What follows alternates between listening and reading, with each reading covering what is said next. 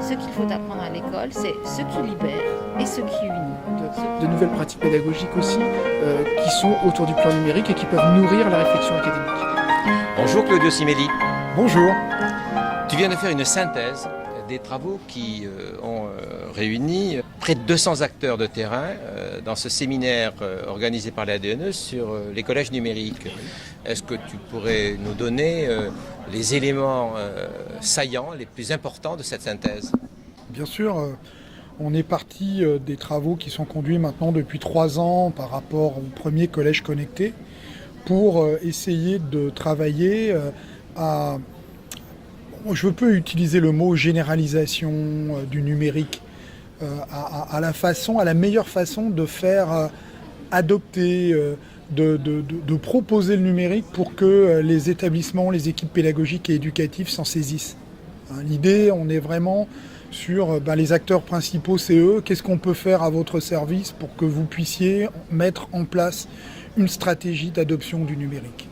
Et voilà les travaux principaux. Dans ces ateliers, l'ensemble des participants ont émis des observations. Bien sûr. Quelles sont l'essentiel de ces observations, ou plus exactement celles qui sont à tes yeux les plus importantes? J'ai entendu le mot bienveillance. Oui, il y a peut-être 3 choses qui ressortent de ces travaux. Il y a le mot bienveillance. Alors, faut voir que le mot bienveillant, il est utilisé à plusieurs titres. La bienveillance par rapport aux élèves, donc c'est-à-dire des profs vis-à-vis des élèves. Mais pas uniquement. Voilà, mais pas uniquement, et on va dire de l'institution et des cadres par rapport aux enseignants. Donc il y a un petit peu ce besoin de lâcher prise, de lâcher prise des cadres par rapport aux enseignants sur leur capacité finalement à expérimenter. Je ne vais pas dire innover, parce que innover, ça rend compte de quelque chose qui est déjà adopté. Non, d'expérimenter, de se tromper. Et en se trompant, d'être capable de rebondir et de proposer des nouvelles situations. Et ce qui est demandé des cadres par rapport aux enseignants, c'est demandé aussi par rapport aux élèves. C'est ça qui est intéressant. C'est-à-dire qu'on s'est rendu compte dans les compétences, parce qu'on a attaqué par un travail sur les compétences, que ce qui semblait important, c'est qu'une compétence, ça s'acquiert en continu. C'est pas quelque chose qui se décrète. Et donc, il y a besoin que les élèves essayent, se trompent, recommencent. Et donc c'est un nouveau statut de l'erreur.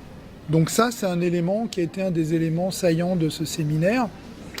Peut-être que l'autre élément saillant, il était sur tout ce qui était auto-évaluation, auto-formation, tout ce qui est élément de langage commun qui permet finalement d'installer une culture commune à la fois au niveau des compétences professionnelles des enseignants et des situations pédagogiques sur lesquelles ils échangent. Donc on est plutôt sur comment partager des éléments au niveau des compétences professionnelles, comment s'auto-évaluer et comment par cette auto-évaluation construire ou aider à construire à la fois une stratégie d'établissement et sa stratégie de formation ou la stratégie de formation des équipes. Voilà. Beaucoup de choses sur les équipes sont ressorties au cours de ces séminaires et pour nous, c'est des vrais indicateurs.